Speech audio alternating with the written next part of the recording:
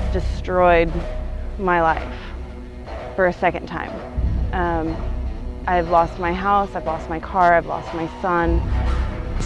And within a year, I wasn't able to feed myself, wash my clothes, or pay my rent, and ended up on the streets.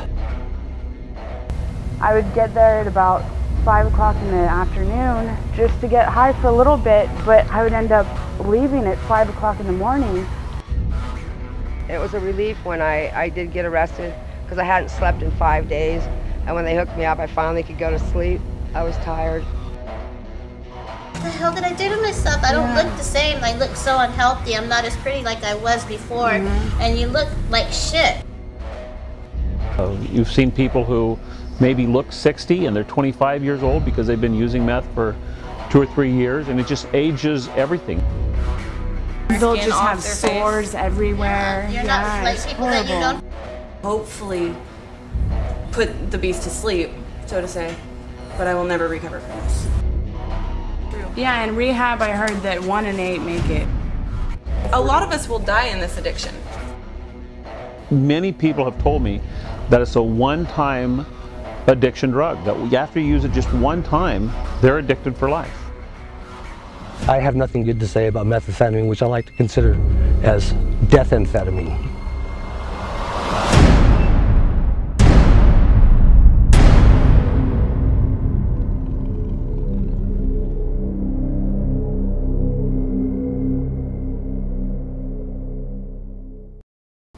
Methamphetamine is a 100% chemical stimulant. It's made from poisons, it's made from chemicals, and it gets into the body and it just incredibly stimulates everything. It's called speed, it's called go fast.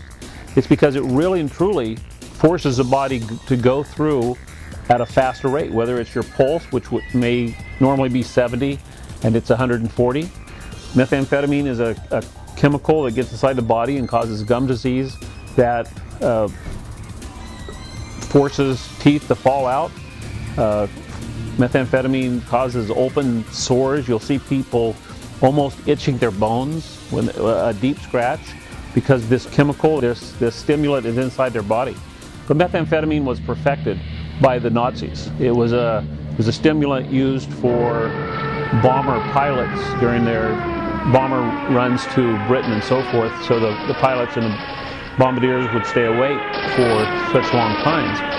And it's almost been perfected to the point now where there's pharmaceutical methamphetamine out there. There's just pure methamphetamine, which is much more intense than it was originally discovered to be after the Nazis developed it. One of our jail employees did a very informal quiz of everybody that he processed coming in. And he asked them a very simple question: have you used methamphetamine within the last 30 days? And the answer was 80%. 80% of people who were coming into jail for any charges, whether it was a jail, a warrant, a court remand, or a new charge, 80% have had methamphetamine in their life in at least 30 days prior to coming in here. I saw a statistic yesterday that deals with high schoolers in Northern California, and the statistic was 4% of high schoolers between the ages of 14 and 18 have used methamphetamine within the last 30 days, and 4% may not sound very high until you realize that in our county we may have 4,000 high schoolers in that age group, and that would be 160 of these kids have used meth in the last 30 days. Methamphetamine is the #1 crime problem in our county, but with methamphetamine comes the incredible increase in assaults, domestic violence, burglaries, car thefts, and virtually every type of crime that we have people in custody for, because methamphetamine is the one commonality that all of these crimes have together. I'm not saying that everybody who commits a burglary is under the influence of methamphetamine, but by far the vast majority of burglars, of car thieves, of violent offenses have methamphetamine involved one way or the other, including homicides. Methamphetamine can be produced virtually anywhere. There's methamphetamine labs that have been found in trunks of cars. There's methamphetamine labs which have exploded in motel rooms that have only been rented for 24 hours. The entire procedure has been set up. The methamphetamine has been produced. and they're in the process of dismantling it when something happens, whether a motel employee finds it or there is an explosion. For whatever reason, law enforcement is informed of it, and we go in and find this. I've been to methamphetamine labs where there's been explosions and people for probably a 64th of a second, their bodies were heated up to 1500 degrees, and then it's just in a big flash. And you've seen the flesh dripping from their hands and bones, and they're in agonizing pain. What this drug does initially is it builds a sense of confidence, and it gives you the energy to feel like you're a Superman to accomplish the goals that you normally wouldn't be able to think that you can do. What happens is it leads you down a garden path to hell where you are dependent upon it, dependent upon every aspect of your life to be completed. At this given point, methamphetamine takes the place of, as I mentioned earlier, food, lodging. Well, methamphetamine has ravaged my life. Meth has destroyed me in many ways in my thinking capabilities. I will never be the same in many aspects of my life because of the brain damage that methamphetamine has done. I'm now more of a dyslexic because of the use of methamphetamine. As we were preparing the DVD and we were going through the production at the jail, we had a garden crew of inmates walk by. They asked us what we were doing, and we told them we were producing a DVD on meth. And they all four asked if they could get in the video. They all four asked if they could tell you what their experience of methamphetamine was. This was totally unscripted. Everything in this was unexpected. I ended up going to rehab at 15, and I graduated the program at 17. And at 18, I was introduced to a really big-time meth dealer in town, and I spent 2 years of my life in that person's dark, creepy garage using meth, and it was really disgusting. I've owned 3 houses, I had property, I have 3 kids, and I've lost all of it due to being high, and I haven't seen my kids for a year. It's been like 4 years, and this is the first time I've ever been clean about this long for 2 months. And so like I said, it's been a struggle for me because I would like to get clean, but as soon as I get out, I have that fear of like, damn, you know, it's so easy to go get it, and for free too, you know. So it's like, man, it's just right there, and I still have the urges and stuff. But the truth is, I don't want to use. I want to get my kids back. I want to regain my life back, but it's like it's so over controlling that sometimes even when you want that, saying no, it just pulls you right back in because it's addiction. I started getting really, really deep into it and not being able to function. Because that's where it takes you. Anybody will go there to that point where you can't function anymore. You can't hold a job. And see, this time it wasn't like that for me. This time 6 months and I lost everything and I'm in jail. 6 months is what brought me here. It was because you pick right back up where you left off. And I left off in a hole. I left off, my life was over. I mean, I was really on a death mission is where I was at when I quit. And so when I picked right back up, I went right back there.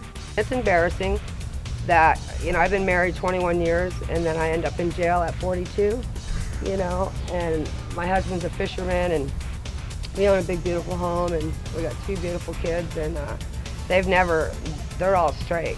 But I was home, had all the spare time on my hands, and that's how I started doing it. Because the kids were in school, the old man goes out for a week at a time, and I'm there doing dope. Some of us will die at the hands of other people with this addiction, which is sad. But some of you may die at the hands of one of us with this addiction. And that's the sad part. That is really, truly sad because it lowers our ambitions. It transforms us into different people. Just like my aunt, she was found underneath the highway on the railroad tracks in Santa Rosa and Cleveland Avenue behind Circuit City because of this addiction with the sleeping bag over her 2 years ago. I've had 3 very close friends in the last 6 months die from this addiction. And it's a fact that we all face every time we pick up. Educating kids on meth and what it does to you is a huge thing too. I mean, I know I grew up in a different background than most of the ladies here, or men even, because my parents are involved in law enforcement. And even still, they tried to hide me from knowing about it. I didn't even know like what it looked like or what it was. I didn't see it growing up, and to have my boyfriend handed it to me for the first time when I was 14 and said, "Here, try this." There comes a time when society should have the ability to find out if their child's under the influence of methamphetamine if it's suspected, without getting law enforcement involved. Law enforcement is not the answer to all of society's problems. Law enforcement is an option.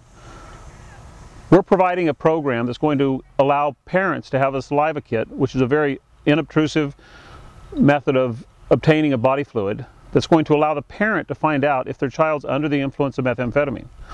If the child is under the influence of methamphetamine, the parent's going to have options. Do they send them to their minister? Do they call a counselor? Do they send them to rehab? Or do they call law enforcement? But once you call law enforcement, you can't unring the bell. When we come to your house and we investigate, if somebody's under the influence of methamphetamine, they're either going to juvenile hall or they're going to jail.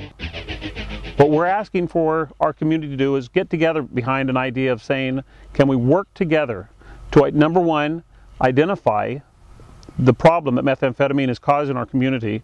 Number two, can we give support to the people who desperately need the support? Paul, what I have is a drug test that is you put into your mouth. It's a saliva kit. And what it's going to do is it's going to give us the results of any drugs that you may be on. Or the good news is that it'll tell us if you're not on anything, which I hope is the case. And the test is fairly quick. It only takes about 3 minutes to administer. And the first thing is a little, looks like a lollipop, I guess. It's a sponge. And what I need you to do is take this and just put this in your mouth. And if you could just, for about 3 minutes, swab the side of your mouth and so forth. And what you're doing is you're putting your saliva in it. It's a sponge type. Go ahead and do that.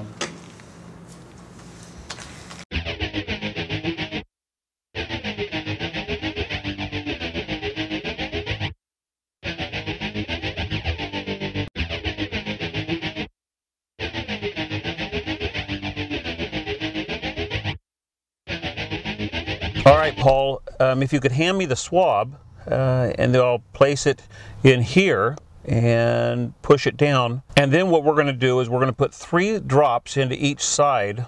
This takes about 3 minutes to get the final results. And so what we have here, Paul, and I'm thrilled about it, is there's lines next to the words here that are showing me that you're negative for all types of drugs in your system. If there had been drugs in your system, Paul, what we'd had is we would have no lines following whatever drug there was. So if you had had marijuana in your system where it says THC right there and you see the line, there would have been no line. And so I'm very, very pleased with the results. In a situation where the test does come back positive, I would encourage you to have the test validated by Redwood Toxicology in Santa Rosa. The address and the phone number on the box the test came in. I've been a social worker or in the social services field for over 20 years, and I grew up in Mendocino County.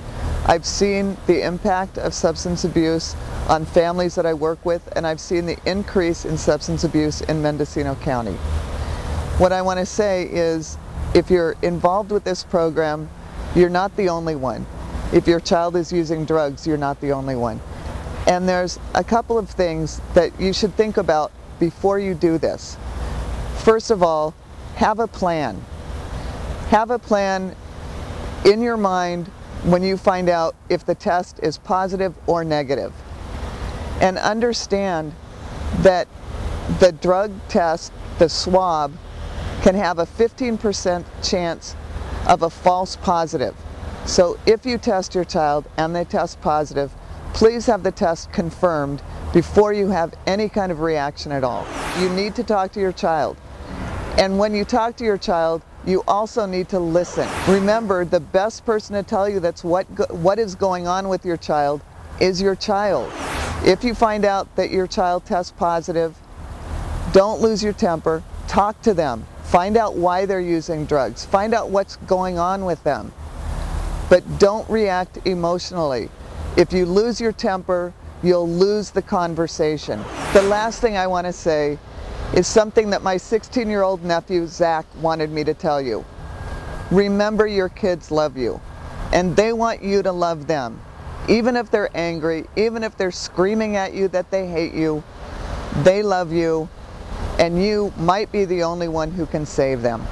And if your child does have a positive test, please remember there's many resources which you can take other than calling law enforcement. Whether it's your clergy, whether it's a school counselor, whether it's a therapist, or whether it's a good friend who's already been through this before. You're more than welcome to call the sheriff's office or your local police department if you have a positive. But there's other resources available. The number one thing that we, the sheriff's office, are trying to relay through the production of the DVD and through administering the test and giving the test is the knowledge of methamphetamine to many people who don't know what methamphetamine is, and to put the education for the entire community to let them be aware of how it's affecting every part of our society. So many of our families are, well, they're either in denial or dependent upon the drug. So that's why I feel that the saliva kit program is a good program. Knowing about it, seeing what it does, not in your home, like growing up with parents that do it or whatever, but actually getting information would help a lot of young kids. I mean, to know the facts. The dream of methamphetamine becomes a nightmare. And it's that nightmare that I remember that keeps me away from using methamphetamine.